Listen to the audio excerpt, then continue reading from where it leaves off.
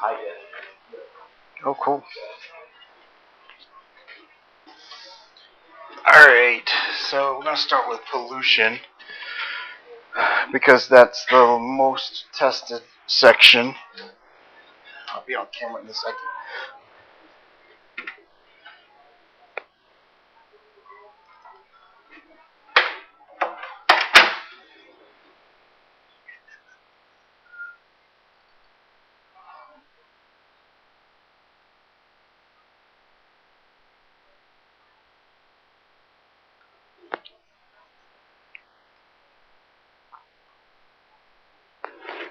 Alright, so you should have already done the, you had got this the first day. If you need another one, I got it. But you should have figured out which area you're weakest in. But remember that pollution is the most tested. So 25 to 30% of the exam is pollution. Okay? And you know what? I'm going to use my mic anyway. Is this going to cause feedback if I use my mic in addition? Okay. I'll be double mic'd.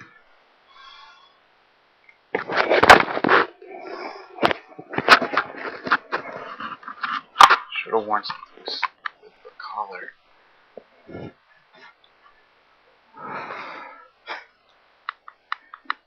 This is so much better than other places where I couldn't talk loud enough for the whole class to hear.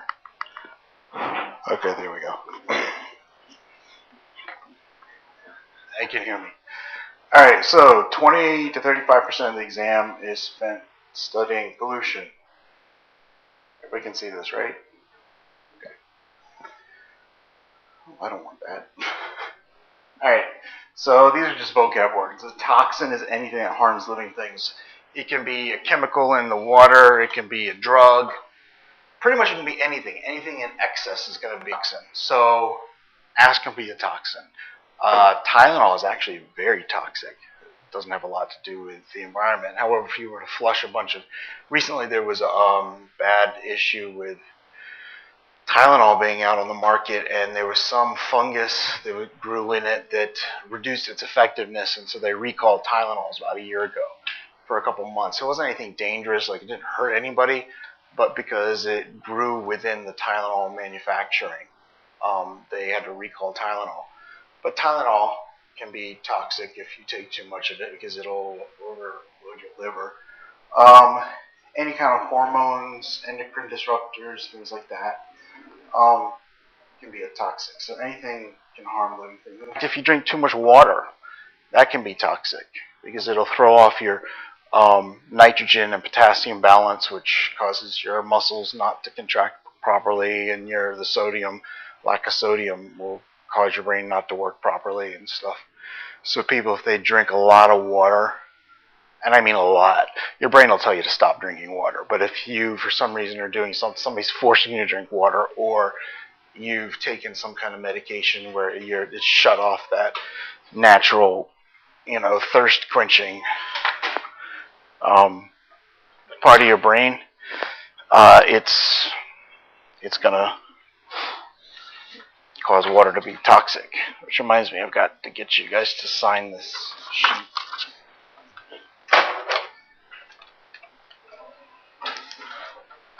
I'll send it around.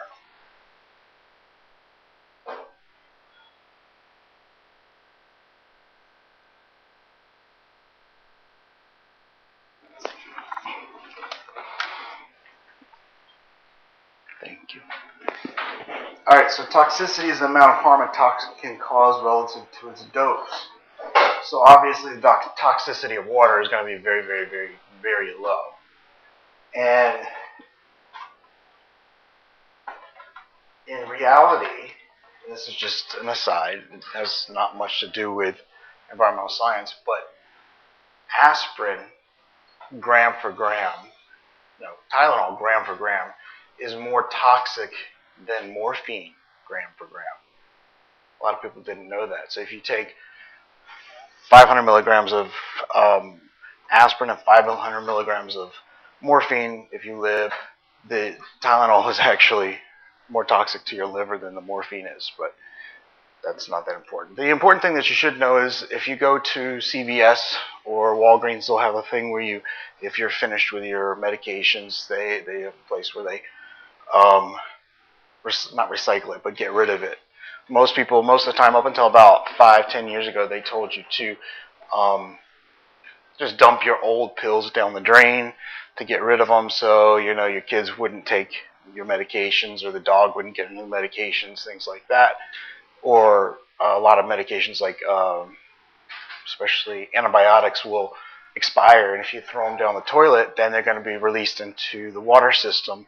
And the way our water treatment plants, which we go over in a minute, we'll go over briefly, what way the water treatment plants work, it doesn't remove those types of toxins. It doesn't remove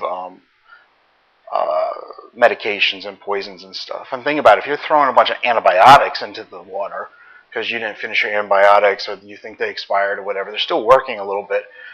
But if you throw them in the environment, then you've got all these things that are killing off natural bacteria out in the environment, which can cause a big problem.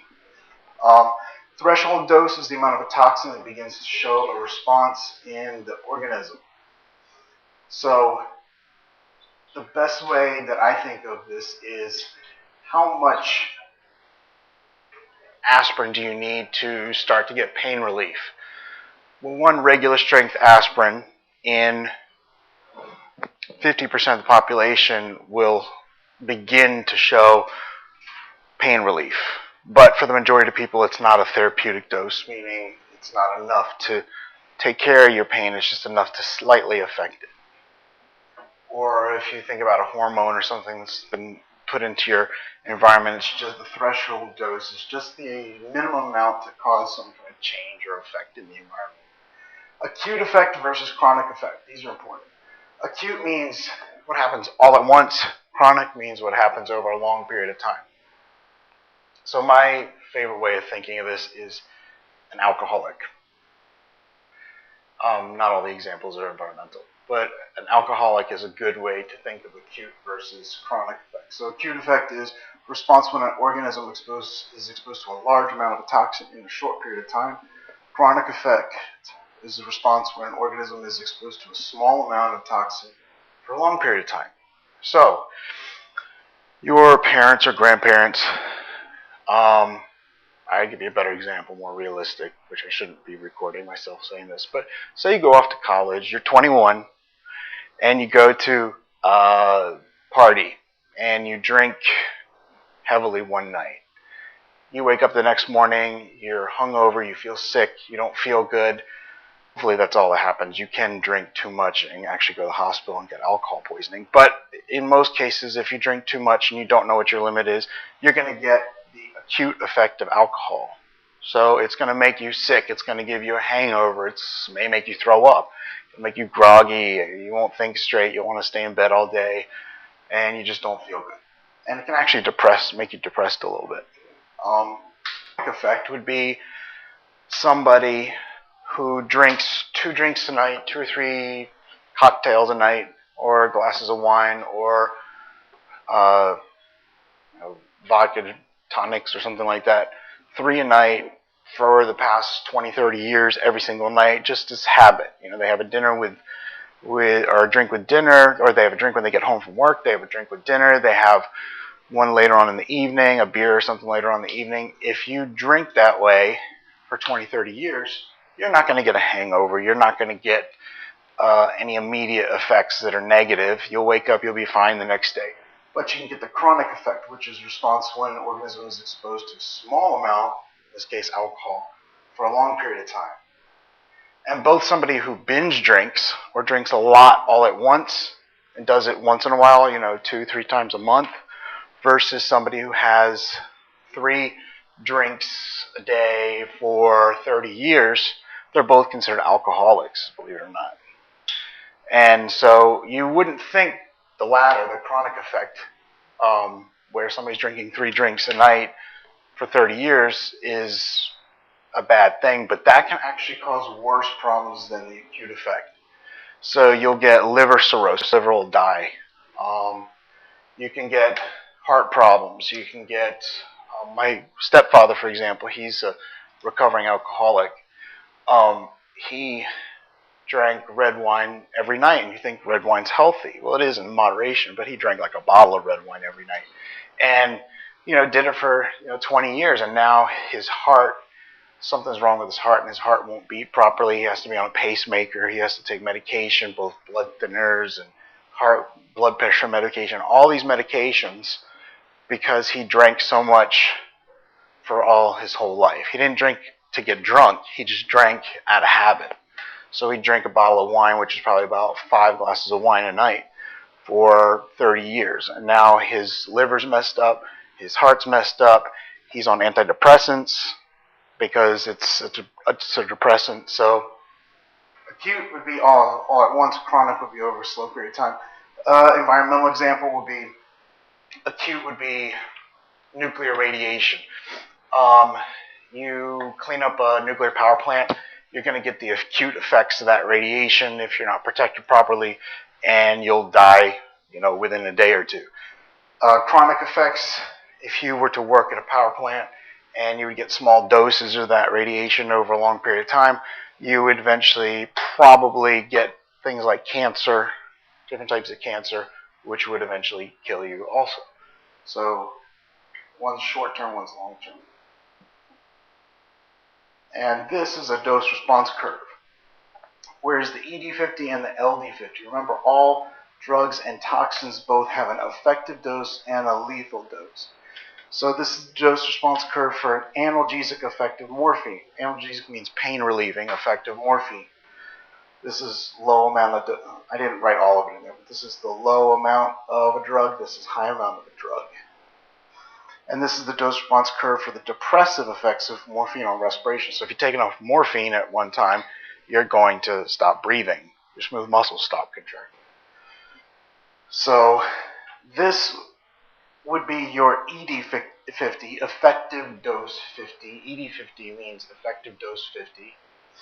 And this is your LD50, means lethal dose 50. So here, 50% of your population starts to feel the effects of morphine at this level. Here, 50% of your population starts to die because of too much morphine. And all toxins have that. So even, a good example would be even Tylenol has that. So Tylenol's effective dose is, for 50% of the population, would be 1 Tylenol pill, which is something like 500 milligrams. I'm guessing somewhere around 500 milligrams. Most of the time they tell you to take 2 Tylenol pills. That way it negates the 50%. If you double it, it's going to theoretically work for 100% of the population. So that's the analgesic effect of Tylenol, is 100 milligrams of Tylenol. So 50%, half of that, 1 Tylenol pill would give relief of pain to 50% of the population. 2 Tylenol pills would give relief to potentially 100% of the population. That's why they ask you on the bottle, they say, please take 2 Tylenol every 6 hours for pain. So your ED50 is when 50% of that is happening. And you might have to be able to interpret this. So up here, when it gets to around high, this would be about 100%. This is when people are taking 2 Tylenol pills. Now, if you go and you increase Tylenol to 4,000 milligrams, mind you, 1,000 milligrams is effective dose, or ED100, effective dose of 100% of the population. If you take 4,000 milligrams of Tylenol at one time, which would be an acute effect, 50% of the population would die. So if you did take 8,000 milligrams, twice as much, 100% of the population would die. So you don't need to know the specific numbers, obviously, but just know that every toxin has an ED50, which is effective dose 50. It affects 50% of the population. And there can be an ED75, there can be an EB25, so that would be 25% of the population. 75 would be 75% of the population. There can be an LD50, which is lethal dose of 50%. There can be an LD75, lethal dose for 75% of the population. LD25, lethal dose for 25% of the population. 25s would be down here, your 75s would be up here. But your ED50 and LD50 of no matter what it is should be similar. But the lethal dose is always going to be higher. So this is your margin of safety. That just means that if you take it anywhere in here, you should be fine. But you won't die. That's what it means. But your LD50 curve, which is this one here, is always going to be higher than your ED50 curve. Because obviously, effective dose is going to be less than your lethal dose. That makes sense, right? Okay. So pesticides and fertilizers also have ED50 and LD50. And it doesn't just have to be for people. It can be for plants. It can be for mosquitoes. It can be for any kind of organism. So they could ask you a AP essay question on that. You know, interpret the graph. What's the LD50 of some sort of pesticide? What's the ED50 of some sort of pesticide? You know, and discuss ways that you would reduce that amount of pesticide or alternatives of that pesticide in the environment. So who can think of like an alternative to a chemical pesticide? This is one of those BS questions. Somebody tell me. What's an alternative to a chemical pesticide? Say DDT. What's an alternative to DDT? Yeah, organic pesticide. What's something else? Anything. You can pretty much BS this. Anything. Go ahead. Yeah, you could genetic engineer the plants to prevent, or the animals to prevent the mosquitoes from, you know, affecting them. Something different. Exactly. You could throw in an invasive species. It could eat whatever the thing is, and it's going to affect, you know, you're not going to have as many, you know, those organisms. So yeah, you can make it up. I mean, it's got to be relative. Realize that bears aren't really going to eat mosquitoes, but you could even say just, I would throw in, or I would introduce an invasive species or a different species into the environment that eats whatever's bothering things, the rabbits, the mosquitoes, the whatever it is. So yeah, that's the right way to think. All right, disease. Difference between infection and disease. Infection is when a pathogen invades your body. So it can be a bacteria or a virus, sometimes a fungus. Athlete's foot is a fungus. A disease is when an infection changes the state of your health. So you may have a cold, which is an infection. But if you have a cold that keeps on going for the majority of the time, then it's some kind of disease. If you can't really get rid of it. And they used to think, back in the turn of the century, turn of the 20th century, so the early 1900s, they used to think that tuberculosis was cold at first. Because you coughed, you would cough up phlegm. You know, they thought it was some kind of bronchial infection. And then it would never heal. It wouldn't get better. It would just get worse and worse, or just prolong for decades. And that would be considered a disease. And they didn't identify it at that time, but then it turned out to be tuberculosis.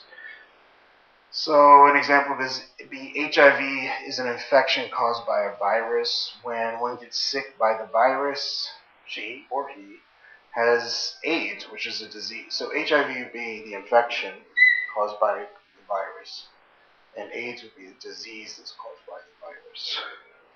Okay?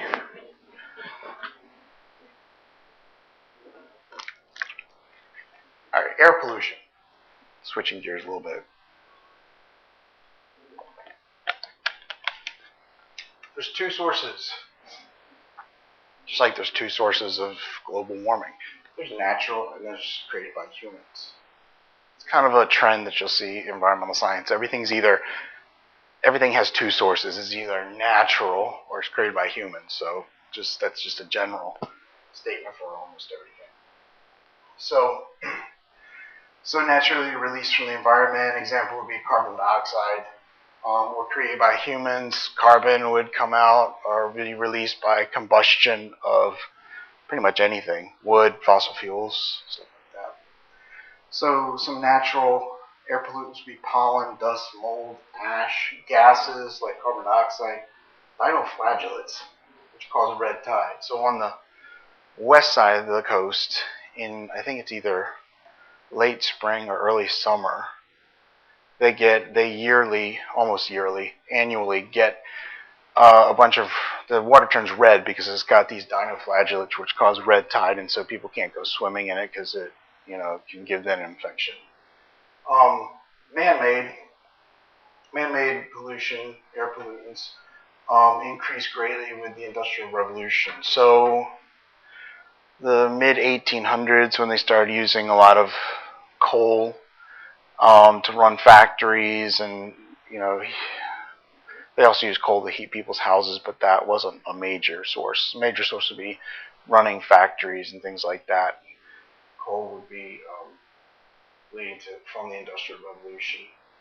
So, okay. All right, primary and secondary air pollutants. Primary air pollutants are released directly into the lower atmosphere, which is called what? What's lower atmosphere? Yeah, troposphere.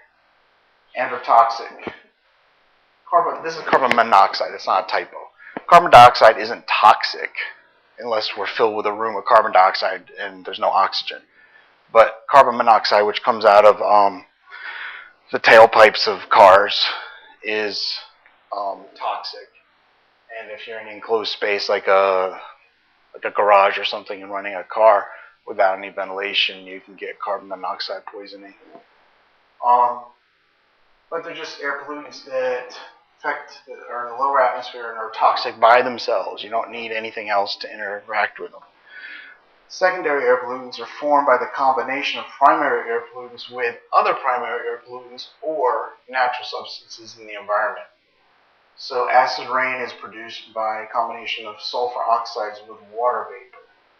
So a lot of times when things are combined with oxygen or when things are combined with water, they will make a secondary air pollutant. And that's what, and write this off to the side, that's what gray smog and brown smog are. They're secondary air pollutants. And also, write this off to the side, gray smog comes from basically the Industrial Revolution. Brown smog comes from car exhaust and is mixed with sunlight or UV rays.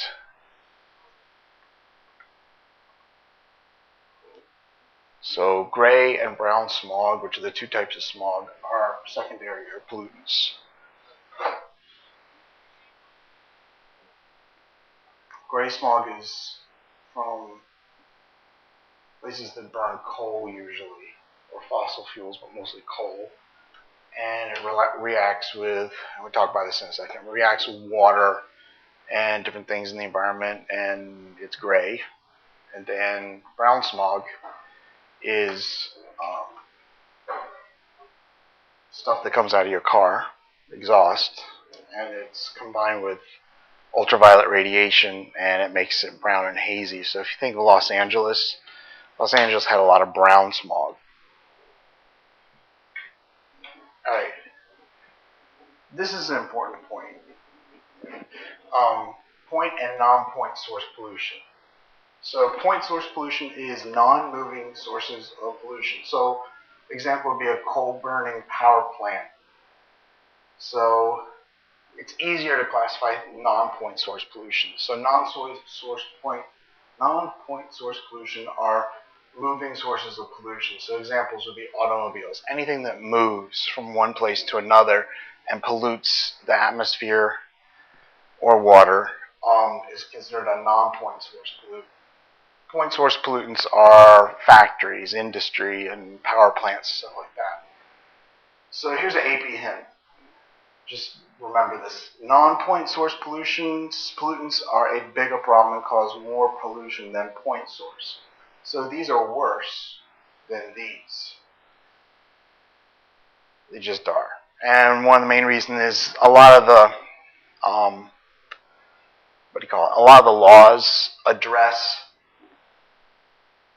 point source pollutants. So they say, okay, if you're going to build a power plant, you have to have scrubbers, you have to have this and that, and only use a certain amount of fuel, and If you're going to dump stuff in the water, it's got to be cooled, it's got to be processed. So a lot of laws deal with point source pollution and not so much non-point source. There are laws that deal with, automobile exhaust and stuff like that, but there's more laws that deal with point source pollutants than non-point source. So always, if they ask you, non-point source pollutants are a bigger problem and cause more pollution than point source. So these are worse for the environment than these.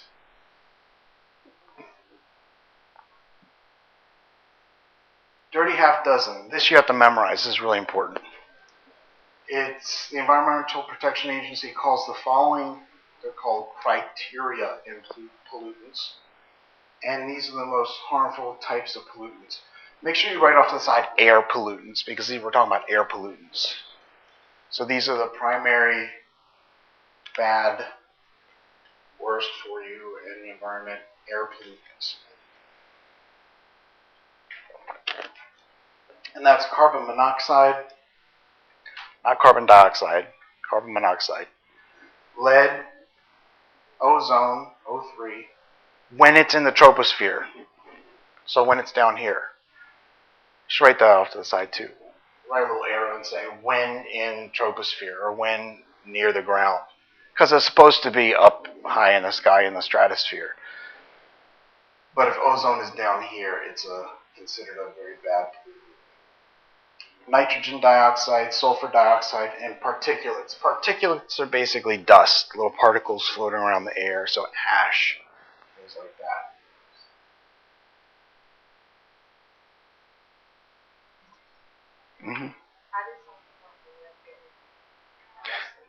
Gasoline. There's not much lead in gas anymore, but it used to give your car better gas mileage. It prevent older cars from knocking. It let the engine last longer. Pipes used to be made out of lead because lead's malleable, it bends easily, and it doesn't rust. It does flake off in little pieces into the water though, but it doesn't rust. So lead was considered like a perfect thing to make pipes out of because you can bend it without heating it up too much, and and it doesn't rust. So it sounds like a great thing for pipes. And it used to also be in lead paint. And actually, a lot of Europe and parts of the Americas, but a lot of Europe still have lead pipes, especially if you go to like Rome. And in Rome, almost every street corner, there's a constant ongoing fountain near the ground, like a little pipe out of the wall. So usually it's a little decorative. It's a water fountain. It's a little decorative, fountain with a little spigot coming out, and water's constantly running out of there. And you can go and fill your bucket up and do your dishes with it or something if you don't have running water. Or a lot of people just go and they drink it. And it actually tastes really good. But the reason it tastes really good is because lead makes stuff taste sweet. There's some signage, some over there. Lead actually tastes sweet. That's why kids eat it when it's in paint and it's chipping off. That's why lead water tastes good. It actually makes things sweet. But the reason it gets in the air is because of gasoline. It's not so bad anymore. Carbon monoxide. Now I'm going to go into detail of each one, but I'll go through this quickly because we got lots. Carbon monoxide is an odorless and colorless gas released by the combustion of fossil fuels. Carbon monoxide. I'm not talking about dioxide, monoxide. Dioxide is more important with global warming. Monoxide is more important as one of the worst air pollutants. Carbon monoxide binds irreversibly with hemoglobin in blood, so your red blood cell. It kicks off the oxygen that's supposed to be there. So it attaches to the iron in your blood cells at a microscopic level, kicks off the oxygen, and it won't allow the oxygen to rebind. And so it binds irreversibly. And so you suffocate, you die. And your brain doesn't register that it's dying or that it's not getting enough oxygen. So you just keep breathing it and you just kind of fall asleep. Yeah. When you say irreversibly, does that mean it's permanent? Yeah. Until the red blood cells die? Or? Yeah, pretty much. I mean, I'm sure there's something they can do to fix it. Like, I know if you've got carbon monoxide poisoning, they'll open like a pressure chamber, not because you're getting the bends or anything like that, and they need to pressurize your blood, but because they want to pressurize you with oxygen, push in as much oxygen that's available in the atmosphere. So they put you in a pressure chamber that's filled with oxygen, so that the remaining blood cells that you have all are carrying an oxygen molecule. Because you're not 100% efficient. Not every red blood cell is going to get, when you breathe in, is going to get filled up with oxygen or whatever, gas is there. So they want you to carry more oxygen in your red blood cells. So they'll put you in like a pressurized oxygen container tank for a while until basically those red blood cells that are carrying the carbon monoxide die off. Okay? So 60% out of all carbon dioxide is released by automobiles. Don't turn your car on in the garage. That's the most important thing. With the door closed. Alright, lead. Lead is an air pollutant as well as being found in solid materials like pipes, makeup, and paint. The reason I put it in makeup and paint is because lead actually makes everything brighter. So leaded, it doesn't change the color of anything, but it makes whites whiter. It makes, if you have a red with lead in it, a red paint, or a red makeup, a lipstick or something, it's going to make that color brighter. So it brightens up colors. That's why they want to add it to makeup and they want to add it to paint. So it makes the colors brighter. It's a particulate and settles onto the land and ends up in our food chain. So if we eat an animal that has lead in it, then we get lead, just like the mercury. It was primarily produced by cars which burned leaded gasoline. And there is, for the most part, maybe you could find it in small portions, there is no more leaded gas in the U.S. in normal gas stations. It wasn't until 2 years ago, and I found this out, I forget who told me. It wasn't until 2 years ago that they stopped putting lead in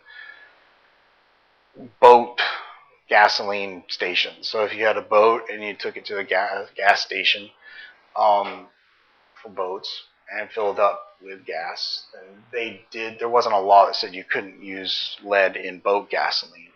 But now they changed that about 2 years ago. Lead produces nervous system disorders and mental retardation. And lead is why they think Rome came to an end, because they figured that because people used to wear leaded makeup and drink out of leaded pipes, and it caused nervous system problems, and that's why they say Nero fiddled while Rome burned, because he went crazy, and a lot of these Caesars went crazy because they were wearing a lot of lead makeup and they were drinking out of lead pipes and using lead crystal. Lead crystal is still made and still used. They just tell you not to keep whatever you're drinking in a lead crystal container like a decanter or anything, because the lead will leach into your wine or your water or whatever you're drinking. But yeah, it causes nervous system problems. Ozone. So up high it helps us, down low it hurts us. Down low would be the tropospheric ozone, and is a secondary air pollutant which interacts with nitrogen oxides, heat, UV, and volatile organic compounds. So when it does that, it's the major component of photochemical or brown smog, not to be confused with industrial or gray smog. So UV is one of the main things that causes photochemical smog, which is found in all cities around the world still, especially cities that are in hot, dry areas like China, cities in China, Beijing, I think is one of them, Singapore, LA. Used to have a lot of smog, but remember they have high EPA standards now, so the smog in LA is getting reduced. But any place that's hot and dry with a lot of cars is going to have a lot of ozone in it, and it's going to have a lot of brown smog. Places with industry where it's wet have gray smog, but there's actually not a lot of places like that anymore. nitrogen dioxide and sulfur dioxide. Nitrogen dioxide is a secondary air pollutant. It's a component of photochemical brown smog also, and it's part of acid precipitation. Remember, acid precipitation can be rain, sleet, snow, hail, fog. Fog is considered precipitation. Sulfur dioxide is a smelly gas which causes respiratory irritation. It's released into the air through the combustion of coal. And sulfur dioxide is a secondary pollutant that, when combined with water, forms acid precipitation also.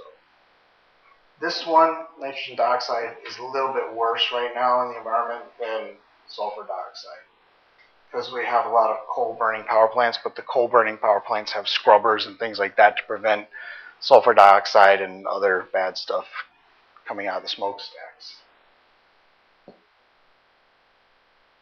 Particulates and Clean Air Act. Particulates cause lung irritation.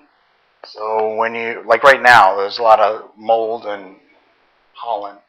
I don't know if mold is higher or pollen right now, but there's a lot of things that cause allergies in the air right now. When you breathe them in, if you're predisposed to having asthma, you'll probably get more asthma right now than usual, or asthma attacks.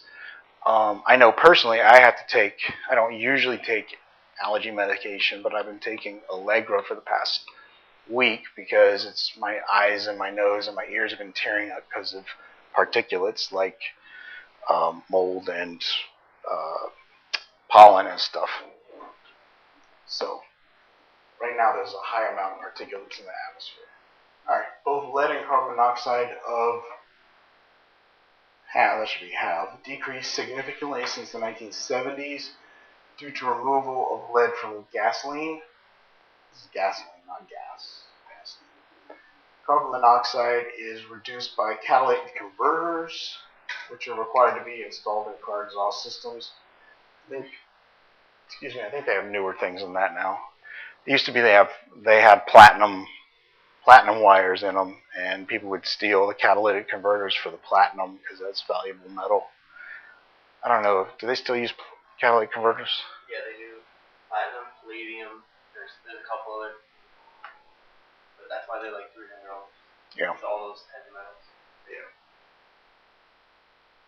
So both were results of the Clean Air Act of 1970. So the lessening of lead and carbon monoxide are a result of the Clean Air Act of 1970. Smog.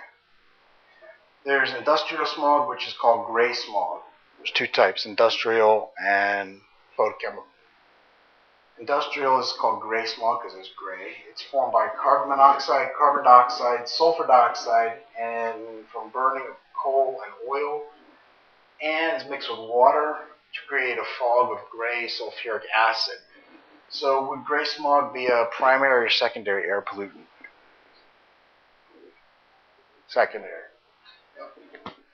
Because you've got primary ones in here, and then they mix with water or each other, and that makes it secondary air pollutant. It caused many problems during the Industrial Revolution in foggy, wet, cold England. So whenever you think industrial smog, you think gray, you want to think foggy, wet, cool areas. So if you think of like a Sherlock Holmes movie where they're always talking about the dense fog, it wasn't necessarily that it was fog, it was mostly gray smog. It was because of the Industrial Revolution. So it was still foggy, but it was acidic fog. Photochemical smog, the reason I wrote this in yellow is because I want you to remember it kind of is brown. Brown didn't show up, so yellow is the closest thing. So photochemical smog is also called brown smog, and it's formed by nitrogen oxides. That X means it can be a 1, 2, 3 volatile organic compounds. So those are long carbon molecules that aren't held together very well. They break apart fairly easily. Here's a good question. What's a long, big carbon molecule that you know of that falls apart very easily? We talked about it. Close, yeah. CFCs, chlorofluorocarbons. That would be considered a volatile organic compound because it's a big organic compound molecule, and the chlorine and fluorine pop off. That means it's volatile. It easily pops off, and it turns into all the stuff we talked about with ozone layer depletion. Ozone, O3, and UV rays. So that's what makes photochemical smog. This is what makes gray smog or industrial smog. This is what makes photochemical smog. So some important things to remember is photochemical smog, it uses ozone, it uses UV rays, and in industrial smog, important things are it uses sulfur. That's like something important to remember. Sulfur is not in photochemical smog, but it is in industrial smog. So this isn't going to smell very bad. This is going to smell bad. Most cleaning supplies, things like that. Anything that smells, benzene, and evaporates easily. Acetone, I guess, could be a volatile organic compound. If you leave nail polish remover out, it has a smell to it, and it's gonna evaporate pretty quickly. A lot of solvents and cleaners, industrial cleaners and stuff. Yeah. Definitely. What else? Lots of other stuff that I can't think of right now. But yeah, anything that smells it's an aromatic. That's what it means. And then I'm not gonna tell you which aromatic is. Aromatic just means it has a smell to it. If you take organic chemistry, you need to know more than that. But it has a smell to it. It smells. It doesn't necessarily smell bad. It just has a smell. And it evaporates, which means it breaks apart pretty easily. It's usually less dense than water. So if you were to mix the two together, I think that's right. Yeah, it would float on top of the water. That's right? Floats on top. I think it floats on top. Yeah, gasoline would also. Gasoline evaporates easily. It smells, has a distinct smell to it. Ethanol, alcohol, both rubbing alcohol, which is isopropyl alcohol, and ethanol, which is the stuff they use that put in drinking alcohol. Those I think would also be considered volatile organic compounds. Anyway, they're caused by car exhaust in sunny, dry, hot places like Los Angeles. So this has sulfur in it, and it's in cold, wet places. This has ozone and UV rays in it, and VOCs, and this is found in places where it's sunny, dry, and hot. And actually, in the morning, when it's rush hour, and there's cars going, there's a lot of cars driving on rush hour around between 7:30, 8 o'clock, and 9:30, 10 o'clock. There's actually not a lot of photochemical smog, and the reason that is because the sun's not up yet. When it becomes noontime and the sun's high in the sky and it's throwing down as much UV rays as it can, that's when you start to get a buildup of the brown smog. And in the afternoon, you'll see in big cities, you'll see more smog than you do in the morning, even if the cars aren't driving as much. But by quitting time traffic, it's really high. That's like when it's the highest. So a lot of it has to do with how much UV rays are coming in. If there's not a lot because it's early in the morning, you're not going to have a lot of photochemical smog. But by the afternoon, you're going to have a lot. It's all going to build up. And this all happens in the troposphere. So this is a picture of what industrial smog looks like. Dark, gray, foggy. It smells bad. This is a picture of photochemical smog. It comes from cars. It's brownish. It's in hot, dry cities.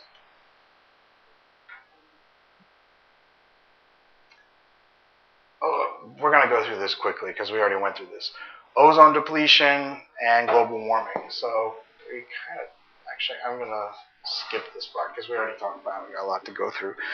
But in that other packet I gave you from the first day, we talked about this a lot, so we're not going to go through this again. One thing you should know is this is, you don't have to memorize it, but this is basically the chemical reaction for ozone depletion. So chlorofluorocarbons plus UV rays equals a chlorine or fluorine and a halocarbon. That chlorine and fluorine go down here. Mind you, they're up in the ozone layer.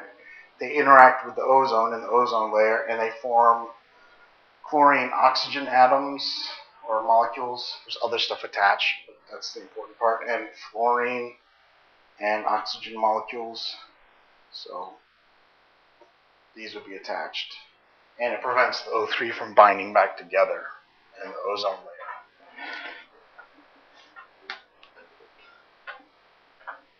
It actually creates more breathable oxygen, but that's not good in this case.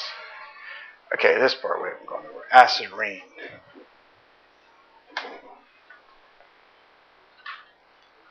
Yeah, let me get you the other packets. Yeah. This one. Okay.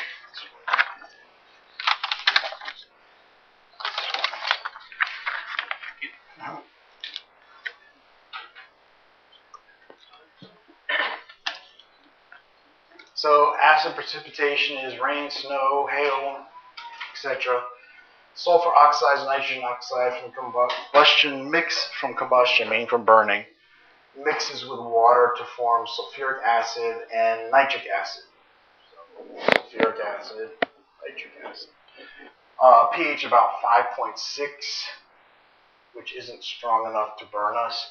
So that's why when there's acid rain and we go out in the acid rain, not that we have a lot in Florida, but if you're in a place that had acid rain, you're not going to go out, it's not going to burn you, you're not going to go, I'm burning up in the acid, because it's normal pH is 7.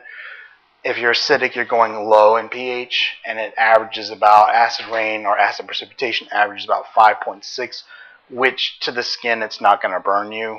To other things, plants and rocks and stuff, over time, it's going to hurt them. So 5.6 pH isn't going to bother you very much.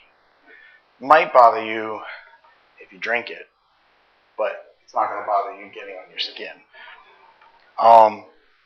Dry acid deposition stays where it's made. So it's like ash. It goes up, and then it comes right back down in the same place.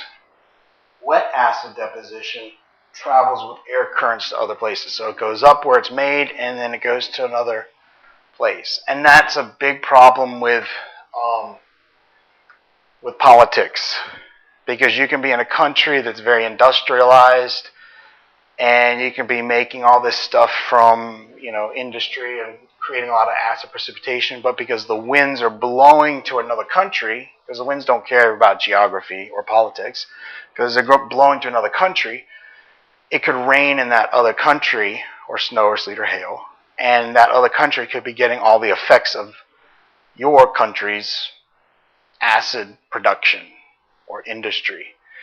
And so if it's bothering it's kind of like if you have a tree and the tree is overgrowing into your neighbor's yard and is dropping a bunch of stuff on your neighbor's car that they don't want. I don't know, just whatever, or birds are pooping or whatever, because this tree is hanging over your neighbor's yard. Technically, the neighbor can't cut it down. They can't get rid of it because it's your tree. So that's when fights and issues and problems start. So there's a lot of political issues on how to reduce acid rain, because one, it's expensive to implement the politics and have programs to reduce acid rain, and two, who's going to pay for it? The ones that are getting affected or the ones that are making it? If you're making something, say you have a tree that's growing over to your neighbor's yard, and it's dropping a bunch of seed pods onto your neighbor's new Mercedes or whatever, it's a white car, your neighbor's going to get mad. They can't really do much about it because it's your tree. So that makes sense. That's kind of an analogy of why it's hard to get acid rain or acid deposition under control. So effects of acid rain. It alters soil chemistry, making it bad for crops. Remember, if you change the pH of the soil, it's going to make it hard for certain crops to grow. Some things like to grow in acidic soils. Some things like to grow in basic soil. For some reason, it increases aluminum in soils, which is bad for plants in some areas. I don't know exactly how it does that, but just remember it increases aluminum. It leaches or strips calcium from needles of conifers, which are pine trees. So it causes stippling, or it causes little white spots on your Christmas trees and other pine trees. It lowers the pH in streams and lakes, which kill fish. So it makes it more acidic and fish can't live. And it's a human respiratory irritant. Obviously, if you're going to breathe in acid, it's going to hurt you, same as drinking it. It damages buildings and monuments. So a lot of places in Europe where they have, historic monuments or ruins or things like that, they get destroyed from acid rain. That's why they had to move the Statue of David in Florence into the Uffizi something or other. It's one of the museums, because it used to be outside, but because of the acid rain, it was starting to melt the guy, so they had to move him inside because of acid rain. If you have a highly decorated marble building, it's going to ruin that decoration and kind of melt it. This is burning away at it over time. All right, future vehicles, electric cars. They've actually been around longer than gas-powered cars. GM's EV1 was fast, zero emissions, and a sports coupe. I showed you the picture of that. So hybrid cars. The first was a Porsche in 1900. So it uses gas and electricity, but the Toyota Prius is the most popular nowadays. And a hydrogen fuel cell vehicle are less polluting than hybrids, but won't be mass produced for a long time ever, because they're the hydrogen fuel cell is so expensive to make, that hybrids are kind of the way things are going, and electric cars are kind of the way things are going. So I told you this already, I think, but I was asked by BMW, because I drive a BMW, I was asked by BMW to test out their new electric car, but because I didn't live in the right demographic, I didn't live in California or New York, I wasn't chosen to drive this nice electric car that was going to be free. But anyway, so they're starting to use electric cars again. They are still using, and they're developing hybrid cars more. They kind of stopped doing this for the most part just because of expense. There's one hydrogen fuel cell Hummer, which is owned by Arnold Schwarzenegger, and he only drives it to environmental events, just to kind of parade around and say, look, I have a Hummer that's a hydrogen fuel cell. But he never drives it anywhere else other than for an event sort of thing. Indoor air pollutants. Actually, this is something you should remember. Indoor air pollution is more harmful than outdoor. So for the most part around the world, indoor air pollutants are worse than outdoor air pollutants. We focus a lot on outdoor air pollutants, which are the dirty half dozen. But indoor air pollutants are more of a problem. One, because you're not getting ventilation. You're not like in this room, not saying this room has pollution, but if this room were to have pollution, we're not really letting the air out or the air in to get rid of anything that builds up. So they're more concentrated. You spend more time indoors than you do outdoors, most people in the U.S. Most abundant indoor air pollutant are volatile organic compounds, VOCs. So cleaning supplies, things like that. There's a lot of those indoors. Tobacco smoke and radon are the two most deadly and common indoor air pollutants. Radon you're not going to find here in Florida. Tobacco you will. But, we have laws about where you can smoke and not smoke. But radon is found in basements up north in areas where there's coal, around where coal is found. So most in New England, northern, eastern United States, has radon problems. And most people have radon detectors in their basement that basically it turns a color or something if there's too much radon. And it's always near, it's radioactive, and it's near, it's a gas, and it comes from coal. Not exactly coal, but it comes from where coal is found, same area. So if you were to build a house in West Virginia and have a basement, then you should really be careful about having radon. And radon's easy to get rid of. You just open the windows and let it out. It's not going to blow up or harm you or anything. It'll harm you if you breathe it in, but it's not going to it takes a while. It's more of a chronic than an acute thing. So chronic meaning over time. Sick building syndrome is a term used when the majority of buildings' occupants experience certain symptoms that vary with the amount of time spent in the building for which no other cause can be identified. So, for example, if you, not that the school has this, but if you spend more time in the school, say, all right, I'll give you an example of sick building syndrome. Say the 4 science teachers were always having problems with allergies, and we're going home, average of 3 or 4 times a year because of a cold or respiratory infection, something like that. And the students would get it occasionally, but not as much. And year after year, these 4 science teachers would go home regularly with the same symptoms. And say one of them were to take off a year for sabbatical, or sabbatical means you get to leave and get paid, which doesn't happen anymore. But say you were to take off a year, one of the science teachers, and they didn't get those colds and those respiratory infections anymore.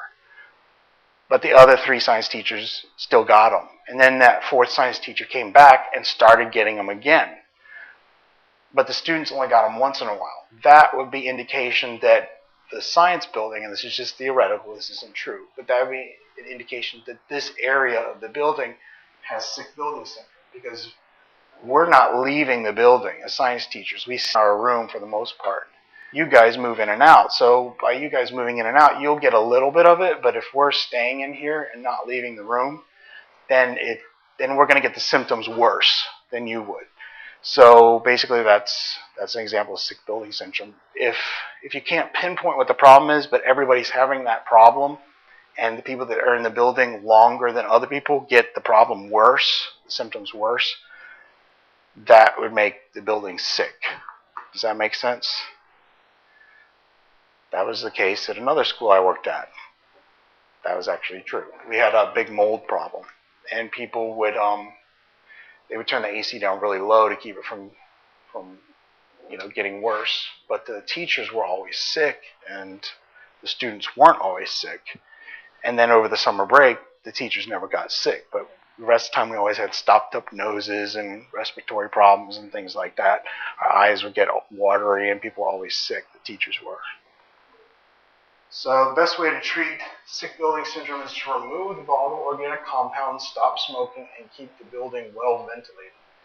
This is the easiest thing to do. If you can't pinpoint this or this, the best thing to do is occasionally air out the building, which is something we should do sometime soon. Open up the windows, turn those fans on, and suck in some air. Climate change. We went over this with the other one. This is Earth's temperature rising and greenhouse gas effect. So I'm going to skip through this a little bit.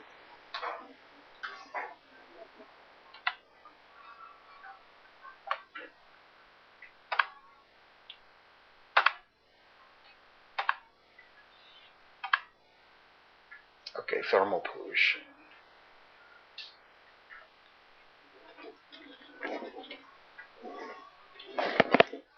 It's not the same as global warming. Remember, we did global warming and ozone hole depletion in the very first day that we met. So you have a packet dedicated just to that. So thermal pollution. Urban